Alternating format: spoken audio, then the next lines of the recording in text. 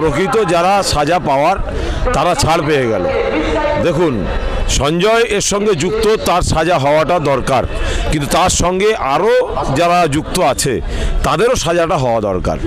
আমরা কি লক্ষ্য করে দেখলাম, সঞ্জয় তাকে যেন বকরার বলি বানানো হলো, এটা আমাদের মনে হচ্ছে। কেন আমরা লক্ষ্য করে দেখেছি, যখন মোহন ভাগবত এ রাজ্যে এলো, সঞ্জয়ের বিষয় নিয়ে, আরজি করের বিষয় নিয়ে, তিলোত্তমা গুণের বিষয় নিয়ে যখন আলোচনা হলো, তখন তিনি বললেন এ রাজ্যের মাননীয় মুখ্যমন্ত্রী যেটা বলবেন আমারও সেটাই মত। তাহলে এটা পরিষ্কার, সিবিআই আজকের চার্জশিট জমা করতে পারলো না, ছাড় পেয়ে গেল। অতএব দিদিমণি ধরা যেদিন পড়লো তারপরের থেকেই বললো যে এইটা এই হবে, তো সেটা হবে। আজকের দিদিমণির কিনা বলেন, এনার এই সমস্ত বিষয়গুলো নিয়ে আমরা মনে করি সম্পূর্ণ পাগলামি ছাড়া দ্বিতীয় কিছু নয়। অতএব দিদিমণির অনেক সেটিংয়ের রাজনীতি চলছে, সেটিংয়ের তথ্য আমরা দেখেছি, এটা পরিষ্কার। আগামী দিন একে মেরে দেওয়ার একটা পরিকল্পনা হতে পারে, হসপিটালে চিকিৎসার নামে বিভিন্ন রকমের, নইলে রাঘব বোয়ালগুলো হয়তো ধরা পড়ে যাবে।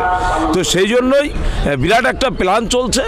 যখন ঘটনাটা ঘটেছিল তার একদিন দুদিন পরে, ঘটনাটার পরে আমরা দেখেছিলাম কলকাতা পুলিশের একটা অংশের নেতৃত্বে রীতিমতো প্রমাণ লোপাট করা হয়েছে।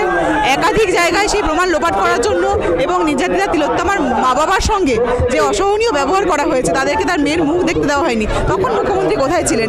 আজকে উনি বলছেন একজন সঞ্জয় রায়, সে তার যাবজ্জীবন হয়েছে, তার ফাঁসির জন্য তিনি হাইকোর্টে যাচ্ছেন, কিন্তু সঞ্জয় রায় একজন সামান্য একটা সিভিক ভলেন্টিয়ার। বাকিরা কোথায়?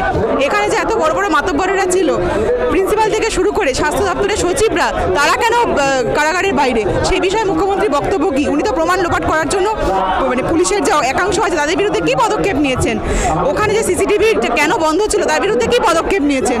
টালা থানার ওসি অভিজিৎ চৌধুরী, তিনি যে প্রমাণ লোপাট করে নেতৃত্ব দিয়েছেন, তার বিরুদ্ধে উনি পুলিশ মন্ত্রী হয়ে কি পদক্ষেপ নিয়েছেন? আমরা মুখ্যমন্ত্রীর কাছ থেকে সেই সমস্ত পদক্ষেপগুলো শুনতে পারবো।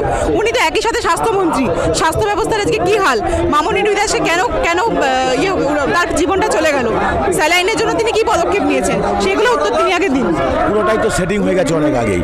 সিবিআই একদিকে বলছে যে এটা বিরাট কনস্পিরেসি, একদিকে তার ফাইন্ডিংসে সুপ্রিম কোর্টে জমা দিচ্ছে, যেটা একটা ছেলের কাজ না, এবং এখানে অনেক টেম্পারিং করা হয়েছে। তাহলে সে টেম্পারিং কারা করেছে? তারা তো চার্জশিটে তাদের নাম আসবে। তাহলে আগের থেকে তড়িঘড়ি করে সঞ্জয় রায়কে ভিকটিম করা হলো কেন? হ্যাঁ, অবশ্যই Sanjay Roy one of the victim, one of the accused, but মানে অনলি ফর ওয়ান অ্যাকিউজড নয়, এটা তো সিবিআই ফাইন্ডিংসই বলা হয়েছে।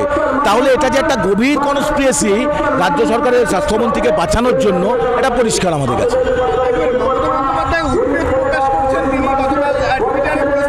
ব্যাপারটা হচ্ছে কি জানেন তো, ভাবের ঘরে চুরি করে উনি লিখেছিলেন দোষী ব্যক্তিদের শাস্তি চাই। তাহলে দোষী ব্যক্তির হলো, ব্যক্তিদের হলো না কেন? উনি বলুক সেই ব্যক্তিরা কারা, উনি তো ভালো জানেন, উনি তো স্বাস্থ্যমন্ত্রী, উনি জানেন না? তাহলে উনি তাদের এখান থেকে ব্যবস্থা